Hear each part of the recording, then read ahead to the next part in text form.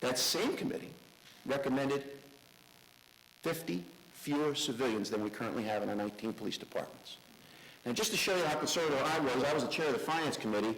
I used $60,000 a year as the average cost for every one of those civilian employees. Bob, pretty reasonable number, right? Lock, stock, and barrel, salary, Social Security, pension, health benefits. Pretty conservative. We used conservative throughout because we didn't want to overpromise and underdeliver. So 50 times 60,000, Bob, last time I checked, is $3 million. I'll go with your math.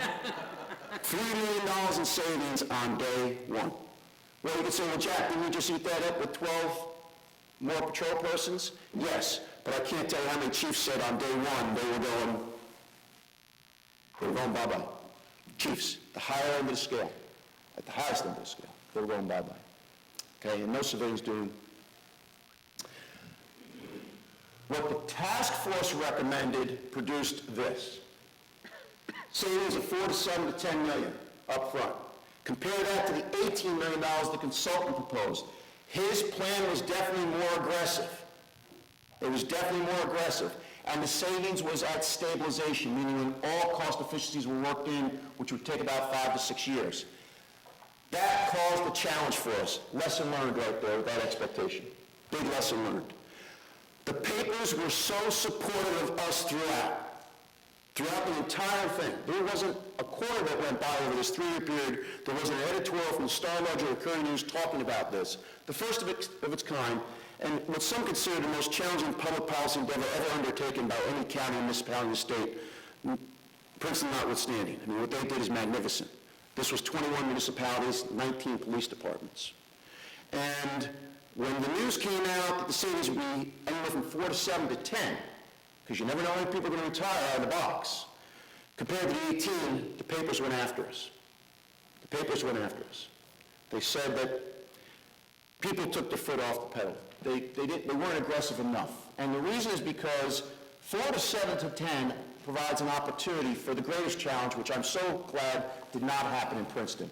I think I heard somebody on the panel today, might have been Liz, Mayor, that the tax rate went from 47 to 45, 2 cents, right? Per $100 of assessed value.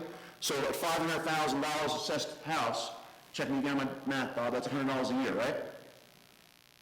Now $500,000 might be a little low for the Princeton area, but what I'm getting at is I consider $100 decrease significantly. I do. If you're improving the quality of service for less the cost in the business world, we do that every time. Let me say it again, if you improve the quality of service at less the cost, you do that every time. What I'm glad didn't happen in Princeton is that campaign, well, you know, we're now talking about, even if it's $200 a year on $1 million, $200 divided by 12 months, I'm bad on that math, Bob, but people start saying, what are you saving, 15 bucks a month, is it worth it? Yeah, it is. Yeah, it is. When there's 50 fewer civilians on the payroll that now you don't have to worry about legacy costs for. Now, I take no joy in anybody being out of work. But we all know about the creative destruction of capital. If we believe in America, we believe in capitalism, we believe in the markets. I'm not saying there's a silver hand that solves everything. Government has an important role. But this is real savings. The other challenge was that we didn't do a good enough job on was response times. We're now going from 19 police headquarters to 5 police headquarters. That means someone's going to now take 15 minutes to get to my house which is being robbed as opposed to 2 minutes. No, not true. We didn't do a good enough job there in combating that argument, that cynical viewpoint. And the other thing that we didn't have were early adopters. I could have done a much better job in the early stages going around to mayors and council presidents and elected officials and saying, if the data is compelling, if there is a consensus that it's an improved product for less cost, will you be on board? I didn't do that. I didn't identify the early adopters. And so what happened at the end is I had, for example, one mayor come out and say, well, you want us in that precinct of 5 towns? We can never do that because they don't like our kids. And I had another mayor who represents the most diverse community in Somerset County say, well, this will never work because we've got the most diverse population in our town, And our officers go through a certain type of diversity training. The fact of the matter is, by law, all officers go through a certain type of diversity training to deal with diverse populations in their community. And so when those kind of things started happening, it lost all momentum. So the lessons learned for us, because my 10 minutes I think is up if not past, is that we didn't do a good job of managing expectations. I did not do a good job of identifying early adopters, and we allowed certain campaigns to take root. The minimalization. Well, you know this is only going to save you about $10 a month. Is it worth it to lose your police department over $10 a month? Those kinds of things. So what I'm hopeful of, Chad did a magnificent historical perspective through the years, and they got to learn from the past failures. And he put up a quote on the board, I think it was from 1976, that applied today, whatever year it was. What I hope is what the prosecutor said publicly, he was very disappointed when this didn't happen, which is this study does not become obsolete. This is the platform for the next attempt. And maybe the one after that, but we will eventually, with Gina's courage and passion, be successful. Thank you, everybody.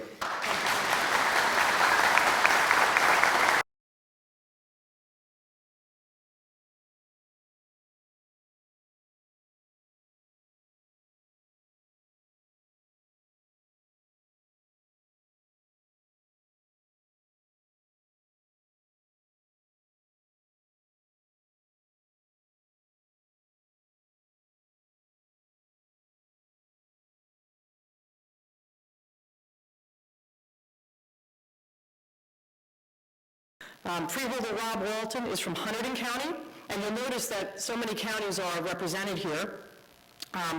He served as a council and mayor of Hampton Borough, and he is a volunteer firefighter. He, in 2008, got Municipal Leader of the Year by the Chamber of Commerce for his work on shared services. He is a leader in his community, and he is a fantastic person who champions all efforts to save money, and he's an incredible public servant. I'd like to introduce Freeholder Rob Walton.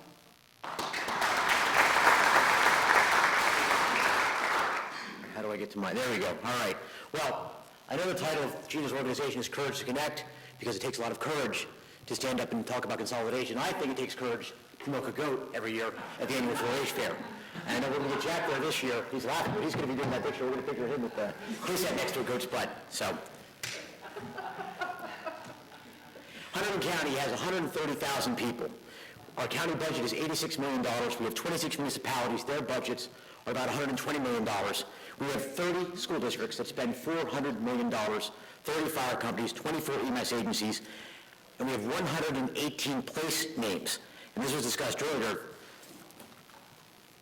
There are the 118 place names in Hunterdon County. Now, these places are not relics of the past. They are current names that everybody uses. And I emphasize this because when towns consolidate, the places don't go away. You may have heard of many of these: Annandale, Baptist Town, New Hampton, Oldwick, Pattenburg, Perryville, Quakertown, Fairmount, Three Bridges, White House. All of those places have fire companies that use those names, and they still survive to this day. Bunville, Cherryville, Everettstown, Pittstown. Those are all places you see as you drive up and down Interstate 78. You see the signs for those places, yet there's no political boundaries that define them.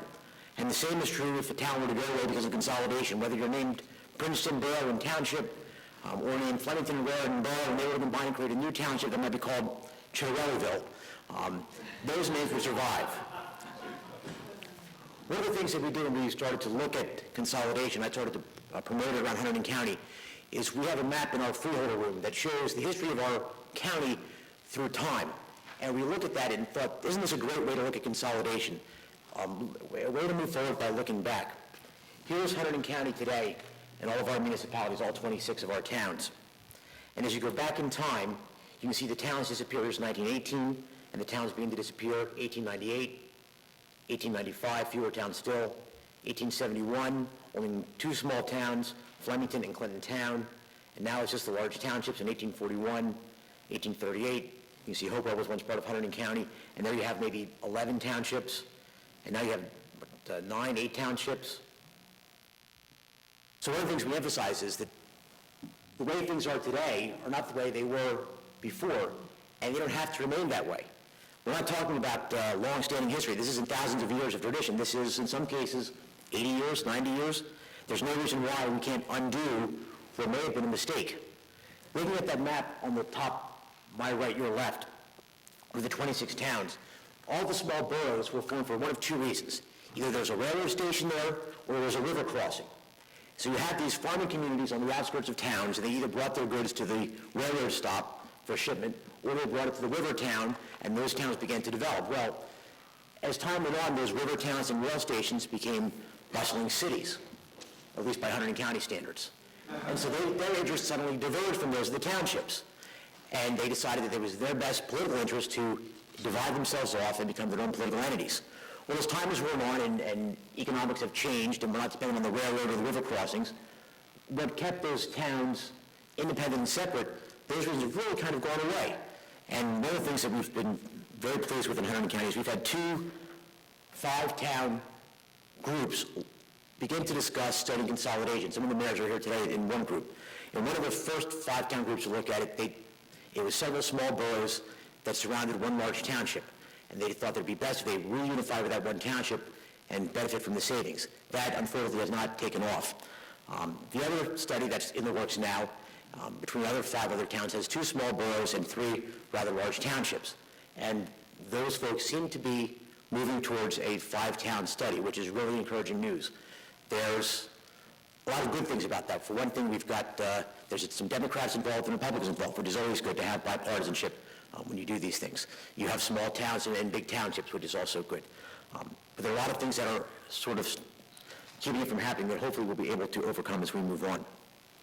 One of the things that we did in Hunterdon County is look at Jack's example in Somerset County. Jack has really inspired us to look at what we can do in Hunterdon County to improve us. And Somerset County, as Jack has often said, is really ripe for police consolidation. But Hunterdon County is probably more ripe for school consolidation. Hunterdon County is about as homogeneous a county as you'll find. We are all pretty much the same in Hunterdon County. The affluence level, the racial makeup, the historical makeup. So having one school really, I think, lends itself to a promising result in Hunterdon County. So we did very much what Jack's study did in Somerset County. We found 20 counties that were similar to us in size and similar to us in population, 40 counties in all, and ascertained which one of those have a county-wide school. We found there were 18 across the country. And then we ascertained what was their fiscal year budget for those county-wide school districts, adjusted the spending for cost of living, because obviously New Jersey's cost of living is very high and other states is low, and also adjusted for population, just to tweak the numbers a little bit. In Hunterdon County in 2010, we spent $397 million, nearly $400 million. The average similar-sized county spent $105 million less. That's a huge savings. Now, we sort of went public with that, not listening to Jack's advice, so we're sort of trapped by that number to a certain degree. But even if we're off by half, that's still $50 million. That's a huge savings in the taxpayer's pocket. We began going around the county to discuss this idea, and we had one of our small-town mayors jump on board and say, this really sounds like a great idea, let me get involved. And we started to have some meetings, and this particular mayor, when we came to her time to talk, she said, well, what happens to my kid? Is he going to have to take the bus now? Because right now he walks to school. And it was really kind of disappointing that when you get these folks together, you think they're all on board, and what rises up are the particular personal interests of your own and not the general welfare of your community or your neighbors in the community. We do have a school consolidation study going on in the southern half of our county. We have 3 school districts and a high school district, regional high school district, that are moving forward on a consolidation. They're actually going to referendum in the fall on that, and I think that will pass. Gina asked us to talk about our experience with the shared services. These are the 3 things that stick out in my mind as to why consolidation or sharing doesn't really happen. No one runs for office to be the last mayor or councilman of their hometown. I did.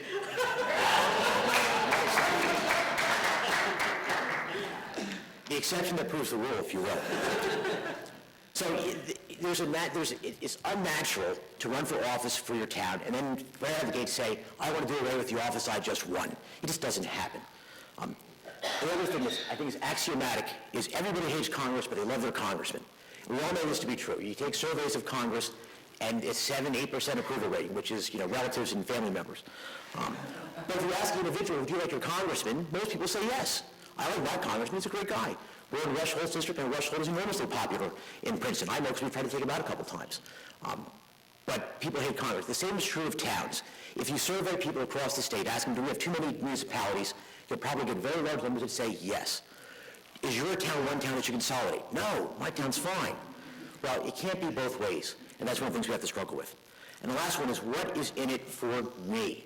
And this is always very, very frustrating, and we need to sort of not look at just what our own interests are, but recognize the fact that we are all part of a greater community. So we are here at Princeton, so I try to get a little bit academic and elevate the discussion here. So here's a John Donne's famous poem, "No man is an island entire of itself. Every man is a piece of the continent, a part of the main. If a clod be washed away by the sea, Europe is the less. As well as if a promontory were, as well as if a manor of my friends or thy own were.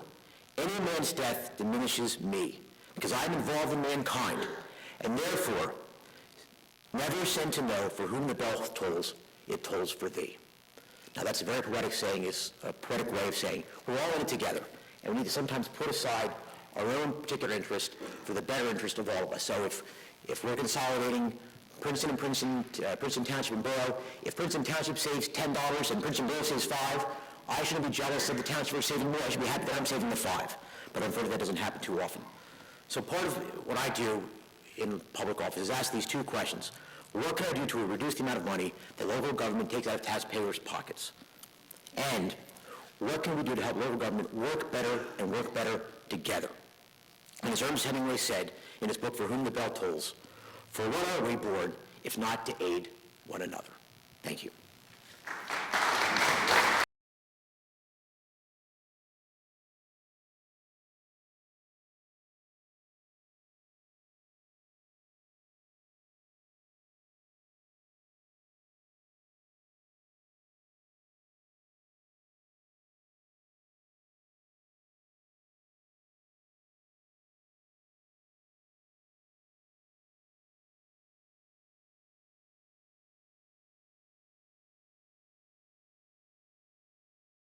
Shift to Monmouth County. The towns are Lock Arbor and Allenhurst, and the mayor of Lock Arbor is here to talk about his experiences with it for the past couple of years. He's an attorney, and he's the mayor of Lock Arbor, and his name is Paul Fernicola. Thank you, Paul. I have to contradict the freeholder on one thing he said. I also ran on, and my running mates on one platform, which was to eliminate our political offices. And I used to kid because what we ran on, our slogan was an affordable Lock Arbor, and we ran on the one issue was to consolidate into our neighboring town, Allenhurst. And I used to joke, Freeholder and Assemblyman, I said, you could tell that you were honest politicians because if you run to literally eliminate your political position, you know you have to be either stupid or very honest. So, and we were elected in a landslide. So what happened to Lock Arbor, I'm sure there's many of you in the room who have never heard of Lock Arbor, and don't be embarrassed because we are one of the smallest municipalities in the state of New Jersey. Our population, the last census, was less than 200 residents. We have 135 homes, and we're literally 2 blocks wide. We are on the Atlantic Ocean. We are immediately north of the city of Asbury Park, where, if you know that area at all, Deal Lake separates Lock Arbor from Asbury Park. And the town to our north is the major city of Allenhurst, and we think it's a major city because its population is 400, and it's 5 blocks wide. So what happened to Lock Arbor became a town in 1957 when it broke off from the Ocean Township, which it had been a part of. And it was known at that time, when we talk about the names and the effect of consolidation on the names, at that point, Lock Arbor was known as the Lock Arbor section of Ocean Township. And then when it became an independent municipality in 1957, of course, it retained the name of Lock Arbor. And Allenhurst was founded back in 1897, when many communities, particularly our borough communities throughout the state, was established based on the state law. And Lock Arbor has been part of the Ocean Township school system because of a law that actually dates back to 1894. And you may be familiar with certain towns, which Allenhurst is one of them, that they're known as being a non-operating school district, meaning they don't have a school. Lock Arbor is a consolidated school district, which means we are tethered or married to Ocean Township based upon this law in 1894, when you broke off from another municipality. And the reason was that Ocean did not get to participate in that vote in 1957, only the residents of what would be Lock Harbor, but part of it was that you stayed in the school district that you were part of the town that you were leaving. So back in the early 90s, primarily through the efforts of then Senator Joe Palea, there was a bill that was adopted referred to as the Kiley Bill. Now, Lock Harbor at the time was a village. It's a village of Lock Harbor. It used the village form of government. And what the Kiley Bill allowed, because of some of the intricacies in the laws and being a village, is that Lock Harbor's school tax that it paid to Ocean Township was the maximum, the higher of either $300,000 per year or 110% of the average per pupil cost for Ocean Township. Roughly, Lock Harbor would send somewhere between 15 and 20 students to Ocean in any given year, to the various grammar schools through high school. So since the mid-90s, after the Kiley Bill was adopted, Lock Harbor always paid the $300,000 figure to Ocean Township because that represented